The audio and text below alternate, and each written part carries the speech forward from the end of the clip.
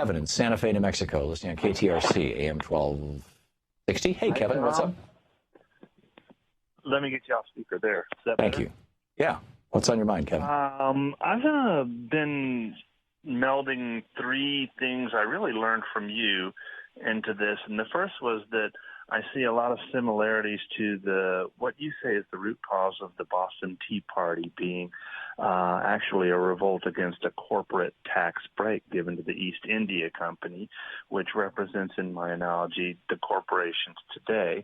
Then it's kind of like I often think of a study you quoted on training dogs, of all things, where when the dogs didn't get any treats, they wouldn't perform the trick. And we're all kind of like performing workers here, and we're doing all of our tricks and increasing productivity and seeing all of the money go to the top. Yeah. And it's kind of like, if I can just slightly correct that, Kevin, the study was done by Marty Seligman, and he wrote a book about it called Learned Helplessness. And what they did was they put they built these boxes with two sides to them, with a small partition between the two, where the dog could jump from one side to the other. And they put a shock pad on one side, and they set the dog on the shock pad, and they would shock the dog, and the dog would jump to the other side. So the dog had like the ability to get away from the pain and control of his own destiny, and the dogs were not neurotic. They just didn't like being shocked. Then they took a second group of dogs, same boxes, and they put them in a harness that kept them on the shocked side. And these were not killing shocks, just uncomfortable, but still, the dogs didn't like them. And in fact, these studies were done 30 years ago. You couldn't do them now. It would be illegal. It would be considered animal abuse.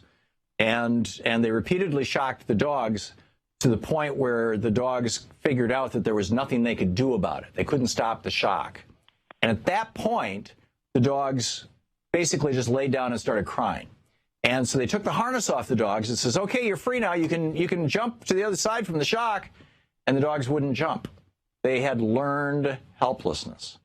And then Seligman later followed on with a second book, a brilliant book about learned optimism, which is a whole different thing, and it's it's the other side of that coin in terms of psychological theory. But back to you, Kevin.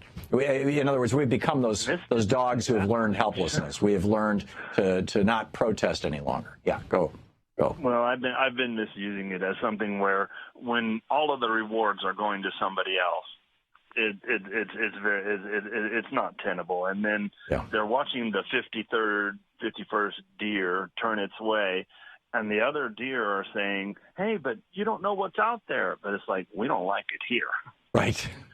And it's like, we're leaving. I mean, everything, I was actually reading Mr. Kuttner's article when I got the analogy between this is a revolt against not just corporate, but the rigged system being beneficial only to the top 1% and above. And this austerity that, I don't know, it's hard to suss out what Donald Trump might do austerity-wise. It's hard. The problem with Donald Trump is that he has no core values. He has no core political, economic, religious. I mean, the only core value that Donald Trump has is me. He's a giant pre-adolescent. And, it's just like, feed it in, more, is more beautiful women, more money, more gold, more palaces, more luxury, more love, more attention, more appreciation. That's Donald Trump's core. So he's out there campaigning against neoliberalism, against the New World Order, to quote George Herbert Walker Bush. And there's a lot of people who are saying, yeah, I don't like that stuff. Bernie Sanders was campaigning against that stuff also. Elizabeth Warren historically has campaigned against that stuff. And Hillary Clinton is starting in some ways to campaign against that stuff. But the problem is that the thing that I fear the most is that people will take Trump's campaigning seriously and put him in power. And once he's in power, he will simply become part of the Republican machine, which, because I don't think he really wants to be president. He just wants to increase his brand.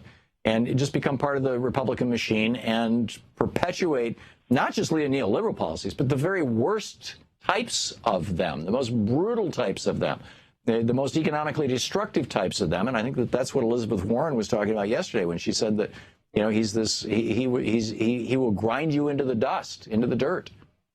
So, but I think you're right, Kevin. I think you're right. It's a good analysis. Kevin, I got to move along, but thank you for the call. To watch more clips from our programs, hit the Watch More Videos button over here. And please be sure to hit the handy-dandy subscribe button so you'll always be up to date. Tag, you're it.